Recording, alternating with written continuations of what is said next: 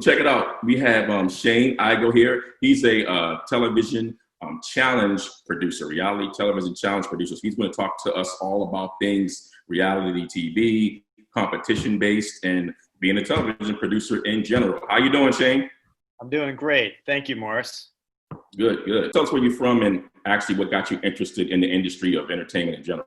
Sure. I grew up outside of Baltimore, a town called Ellicott City. I've always been interested in entertainment, watching TV as a kid. After college, I got the opportunity to start writing. And I was writing for sports or ESPN's Page 2, which is sort of a sports and pop culture area. And so it was really neat to be starting to produce content. But I always wanted to get on the other side of content, get behind the camera. With ESPN Page 2 and 3, I was able to interview some great athletes and artists. But it was my dream to always be on the other side.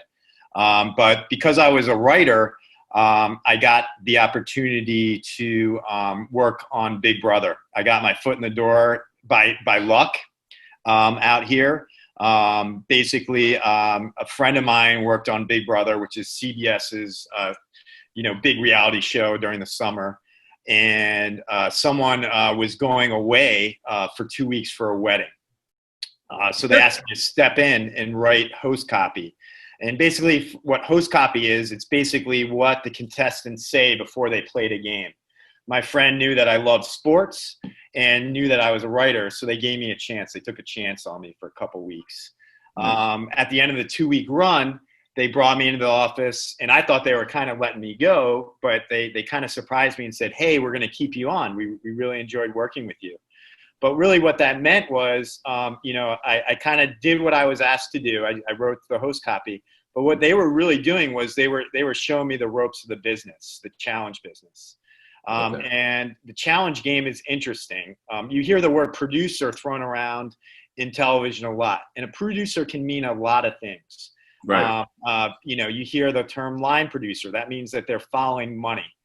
You hear the term executive producer. That can mean a lot of things. That can mean either a lot of times they're bringing financing, backing into it, or that could mean they're the leader. They're the de facto head of the chain. You hear the word story producer. Story producer means that they're very focused on the story arc of the show. Right. There are technically no writers in reality TV, but you have story producers. There are also casting producers. Casting producers are worried about getting those great contestants on TV. Challenge producer is interesting because I'm worried about the challenges or the competition. So really basically what I get to do is I get to create games. I literally get to play games for a living, which sounds crazy, but it's kind of wild. And let me back up and say there's many different, the term reality shows is a huge bucket. There's a lot of different types. Let's dig into that for a second. So like differentiate yourself from what the challenge reality is from just general reality TV. Sure. So reality TV, again, it's a big umbrella. And part of that umbrella is what people automatically sort of think what reality TV is. And that's sort of what we call a docu-follow show. Those are the reality shows like Real Housewives, whether it's Atlanta, New York, Dallas, or Keeping Up with the Kardashians. Basically, cameras are put on these people and you follow them in their lives. What I work on is a subset called competition shows. These are shows like Big Brother, Amazing Race, Survivor, where there's a competition element. Usually those competition elements decide whether a person's going to be eliminated or it decides whether they get an advantage in the game. So it's pretty neat because essentially what we're doing is we're creating games for television, which means a lot of things. It means you get to be creative on the creative side, and then you get to actually execute that game all the way through. You've got to be able to carry out your pitch in the pre-production process all the way through. What it also means is I get to work with a myriad of people, a lot of different departments. Because it's a game, it has to have rules. So we have to write up rules to the game. Right. We had to go talk to standards and practices, lawyers. And as I'm, the other departments I get to work with are the executives, the owners of the companies, and the executives on the network side. You've got to talk to a director who has to visually figure out the beats of your game and so they can visually capture it in a great way. And how important is like the overall storytelling, or do you guys worry about the story as much as just what's the snag, what's the the kind of the thing, the new challenge or whatever, or do you have to worry about the story as well? Well, you do worry about the story, and challenge. What I like about challenge is the story is the fallout of the game. You know, for example, let's just talk in broad strokes. Is you have this guy, maybe he's an ex-college athlete, and you suspect that he's going to knock it out of the park. It may be an endurance challenge. An endurance challenge involves like hanging on a telephone pole or doing something for a long period of time. So by nature, you think, oh, this guy is going to win. Right. And what always happens is that person doesn't win. And you might have someone that made a deal with them, or someone that you overlooked, that for whatever reason there might have been a mental element to the game, and they were better at the mental element than the physical element. Right. And that's what we try to do as challenge producers. Is our games there isn't just physicality. We try to layer in a mental aspect, so it's fair for all people. But also, what it does is it generates story. Right. And to me, from a viewer, I'm biased by the way, obviously I love challenge shows personally, but to me, that's more pure. And what I mean by that is that can't be faked, right? The outcome of a challenge is what just happened. Right. In those other shows that we described, the Keeping Up with the Kardashians or even Real Housewives, sometimes when they do something, is that really their response, or are they being coached? Right. You can't coach a game. That's why I have to meet with standards and practices. The fallout of the game is real, and the fallout of the game is really what happened. And so, again, going back to Holy Moly, you're going to see some people from very different walks of life. You're going to see someone go up against a pro golfer, and they have their own backstory, and you would not, you would think, hey, dollars to donuts, that pro golfer is going to, easily beat this person in this hole. Right. But again, you never know. And that's what's compelling to me is it's that pureness of sport, really. Right. And so that's to me why I think these shows resonate. Going back to your original point is these shows have been around for 24 years.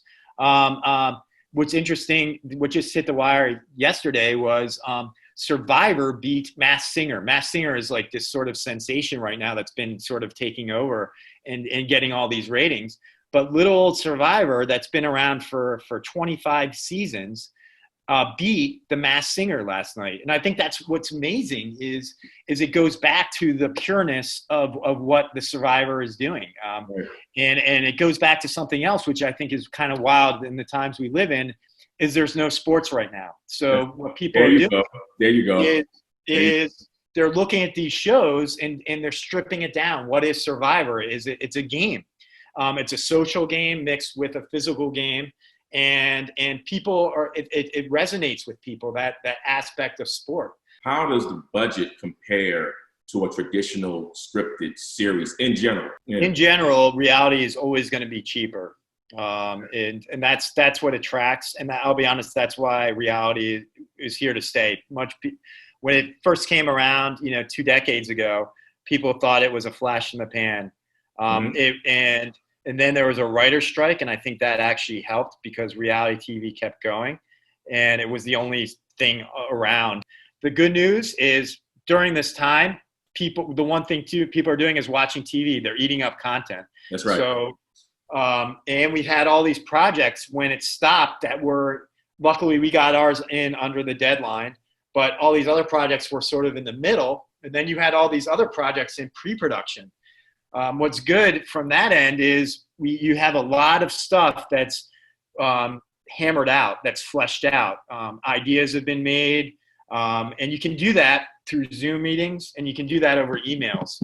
But now we need to execute those. We need to now go in the field and actually produce those. And that's to your point where things are going to be different. I think those giant crews, you're not going to see 150 people. I think you're going to see crews of under 100 people. I think you're going to see shows. There's this new network called Quibi. Quibi, they do all content on their phone. I did a Quibi show called The Sauce. Check it out. Dance competition show, pretty cool. Ao and Teo. I filmed down there in Atlanta with these guys. They're great kids. And it was a really fun show.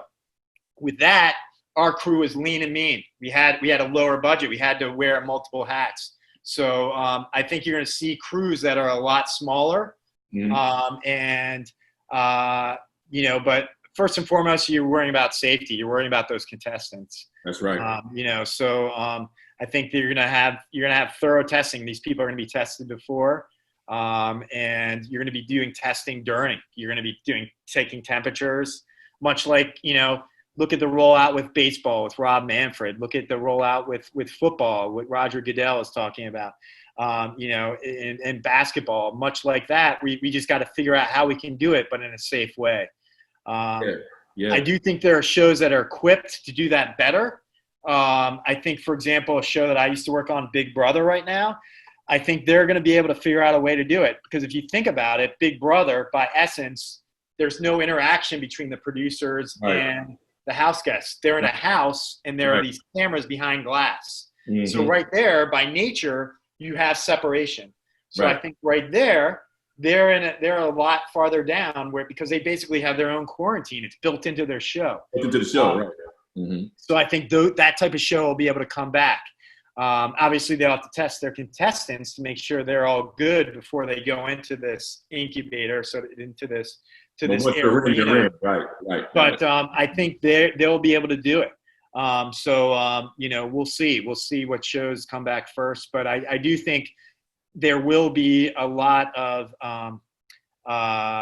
care going into it. Think about when we break for different breaks, when we have a lunch break in the middle of the day, I think you're not going to see a massive exodus of people. I think those lunch breaks will be smaller groups over time, which requires a lot of planning. Think about it, because you want to do a scene, you need all these departments, but at the same time, you have production behind the scenes breaking these people at certain times, because now you can't have 150 people go eat at the same time because the risk is going to be high. So I think there's going to be, a lot of little stuff is going to change. At the end of the day, we're going to get the job done. We're going to produce great content and great shows. But it's just there's going to be little curveballs that are thrown into it that honestly we didn't have to deal with or think about. But it'll be interesting. But at the end of the day, there's a hunger for new content, and people are watching shows at an unprecedented rate right now. What would you recommend right now in 2020, post-COVID? What skill set you need to come? College, if any, past experience, if any. How would you go about it, knowing what you know now? Just coming in cold, what would you do? Yeah, well, I mean, I think there's first of all, there's no formula for any role, right? I mean, I think for a camera person, yes, you go to film school, but there's nothing better than experience. And I will say this: just get yourself onto a show, any show. And be a PA. Honestly, just be a production assistant. What's great about being a PA is they usually rotate PAs, so you rotate departments, and you get a taste of everything. When I started, yes, I was writing for the challenge department, but basically I did everything that they asked. I was the lowest guy on the totem pole. At the time, we didn't have a wardrobe person, and we were doing a challenge that involved them wearing bathing suits. So I had to run around southern Los Angeles, getting 32 bathing suits for these 32 contestants of different sizes, and I had to get them in all different colors and all these different iterations. But again, I willingly did it, and you just gotta get your hands dirty and do everything. My mentor, who taught me this job, also taught us, hey guys, it's one thing to come up with the ideas, but after there's breaking down a set, and he was like, you guys are privileged because you get to play the games, you get to test the games, you get to create the games, but make sure you help out art department and let's break down the game. So we were in the backyard of Hell's Kitchen, and we were rubbing elbows with the art department. We were rubbing elbows with the grips. Right. So, and my advice is do something really well that you like. My background was writing and being creative. So I had that sort of background, but then immerse yourself with the production, immerse yourself with production life. I think the people that have the best backgrounds are actually people that have worked on set before. Working on a set is a different experience. And I would encourage anyone to just take a job, take the lowest job on the rung, and you really are going to get set experience. And you're just going to start to develop muscles as a producer. As a producer, one of my jobs is to anticipate problems, and not only anticipate problems, but then give solutions. And you develop those muscles by being on set. You develop those muscles by understanding, just because I solved the problem in my department, that problem creates issues in other departments. So again, you've got to think about how it affects other people. As a junior producer, as an associate producer, you start as a PA, then you start as an associate producer. You were just worried about your segment and what's going on. But as you move up, you're worrying about how it affects other people. And again, my boss always said, don't come to me with problems, is you come to people with solutions. Hey, this just happened. Here's what I think we can do, A, B, or C. And you really are going to develop those muscles on set. You're really going to understand how the departments are interdisciplinary and understand how they work together by being on set. And don't be above taking the lowest job, because that's how you learn how this circus works. And really what reality TV is, a modern day circus. Sure, you are a lion tamer, but you have to understand there's a tightrope walker coming on right after you. Because you did something over here, it's going to affect what they're doing. So until you develop those muscles and until you've been on set, you can read as much as you want. You can watch as many TV shows as you want, and that's all good. But that practical experience about being on set is invaluable. And I'll be honest, I bring in PAs, and these PAs that I've brought in, some of them are now running shows, which is amazing.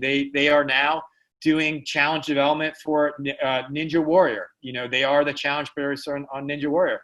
That kid was a PA long time ago on Big Brother with us.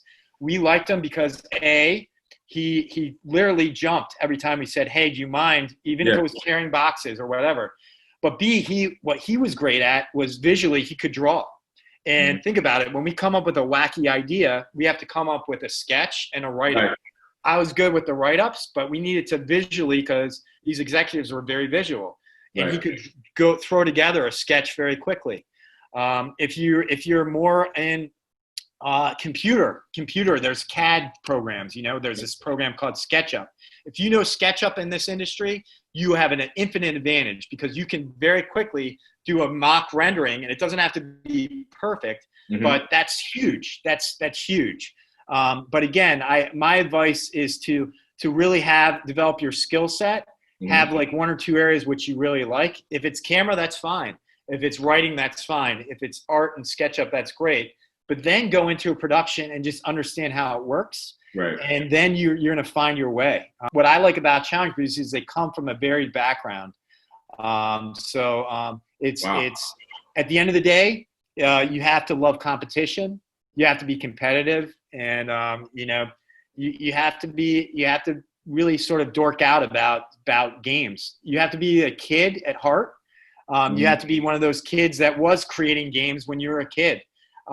Sure, everybody played football and stuff like that, but you remember those kids that would come up with crazy rules where if you bounced it off the wall 3 times, you got an extra life, or and at the end of the day, I would say all challenge producers are kids at heart, and they love competing. So it really is a fun, interesting subgenre.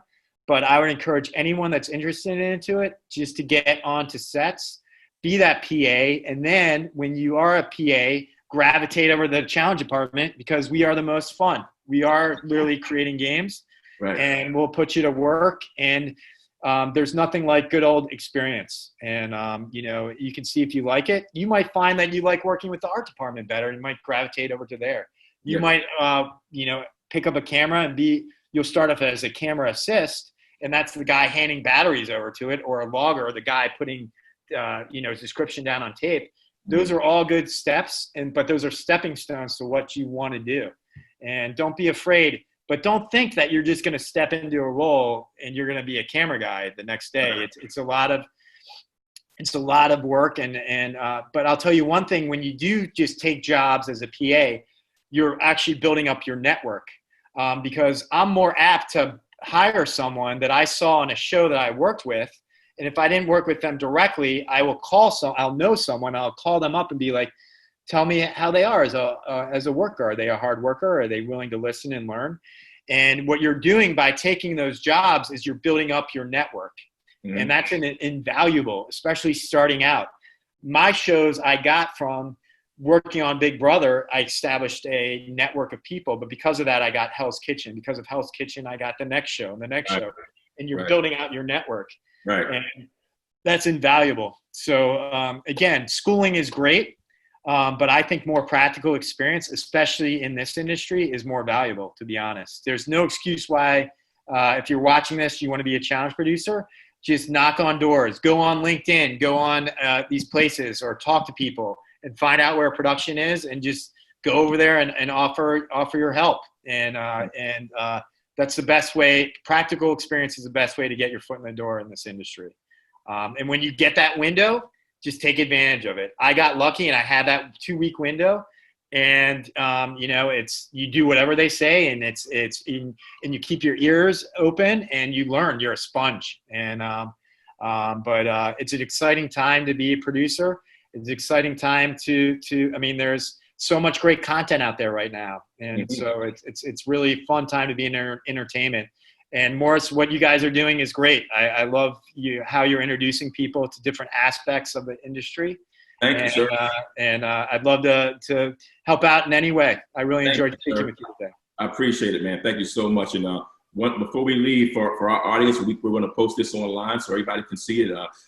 Give me one last piece of advice, even outside of being a challenge producer or reality or your particular genre, just the industry as a whole. From all your years of experience, give me one little nugget, piece of advice to keep in mind as you're trying to navigate your way as a writer, art director, producer, what have you, in a general piece of advice. I think we touched upon it a little bit before, but it's having that inner drive and passion. There's going to be people that say no, or that idea isn't good, or hey, that's not what I'm looking for. Don't take that as a stop sign and just stop. Some people, might have something different, but the great thing about challenge producing is when you throw out ideas, is the ideas kind of grow on each other. There's a thread of an idea here. Our best ideas on Holy Moly came from 2 or 3 people, or 2 or 3 sources of inspiration, and they gradually build upon each other. I think people, and that it doesn't have to just be a challenge. If you have a script and you're very passionate about it, and you are a director or a writer, keep on knocking on doors. Just because person X said no to it doesn't mean that there isn't a way that you can't have it come to fruition. And it's usually it's the path that's the windiest that actually that's how these projects come to life. So don't take no for an answer. Keep plugging away, and and really just open up that network, because they might be like, hey, you know what, that idea isn't for me, but I just spoke with someone on a panel that said they were really looking into that, and you're going to get that door is going to open up for you. Got it. So don't get frustrated.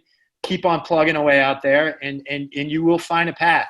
I think what people think is the path is always linear. It's not. It's all over the place. And so you have to have that stick-to-itiveness and that desire to keep along that, because it's a journey. It's a marathon. And so keep going. And, if you want to be a part of this industry, it is a journey, and you're going to do some crazy stuff. But at the end of the day, it's worthwhile. And, there's nothing like seeing something on television and to share it with your friends or your parents, and you could be like, hey, look at something that I was a part of. And it's more rewarding than money or anything. That intrinsic value of seeing that thing that was a germ in your brain now being shared with people is why people do it, and it's why we put these hours in. And it's really why it's you want to share it. It's that shared experience, and it's a fun ride. And don't give up if you're going to do it. I mean, you can. So many people you hear their scripts. It's years and years and years of journey. So continue to stoke that fire within you and go for it. And that would be my biggest thing, is keep going for it. Awesome. Well, Shane, look, continued success. We're going to follow you and all of your projects coming forward. I appreciate all of the, man. I mean, you dropped so many gems, man. We gotta, I gotta outline these in our show notes. But please be a friend to the show. Tell us about what before we go. Tell us about what you have coming up and all of the shows that you've worked on. Holy Moly. Thank you. Yeah. So we next Thursday on ABC at 9:00. It's their show of fun and games. So it's a lot of their competition shows. Mm-hmm. Holy Moly is the anchor of it. It's at 9:00.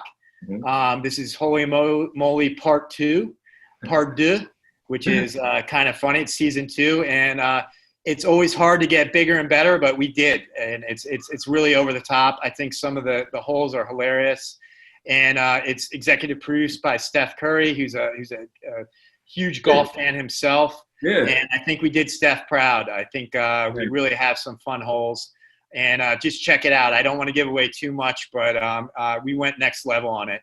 Also on Fox, proud to be a part of the Hell's Kitchen team. We have Hell's Kitchen 19 and 20 coming out this summer. Both of those shows were filmed in Las Vegas. For the first time, we did principal photography out in Las Vegas. So it's kind of wild to be – in the past, we would fly into Las Vegas and maybe do a finale there. But now we're there the whole time. And season 19 is all-stars, so you're going to see some of your favorite people. And we're going to put them through the ringer. We're going to put them through some tough challenges. And again, it's tough to, after 19 seasons, to do some different stuff, but I think we had some really neat stuff. We talked about gladiators and stuff like that. We have a really fun Caesar salad competition. They're on segways that are amped up to look like gladiator chariots. And we have some really crazy stuff going on. But again, Gordon's doing some really great stuff. It's the Summer of Gordon, they're calling it, on Fox. He's got 3 or 4 shows. Okay. One of them is Hell's Kitchen 19, so check it out. But thank you, Morris, and thank you for all your artist spotlight stuff. All great stuff. Thank you. And I'm happy to be a part of your arsenal. And I enjoy. I checked out some of your past interviews, and really informative stuff, inspiring. And to be honest, I wish I had them 10 years ago when I was starting out. So, awesome. Continued success, and look forward to checking out what you guys have in the future as well.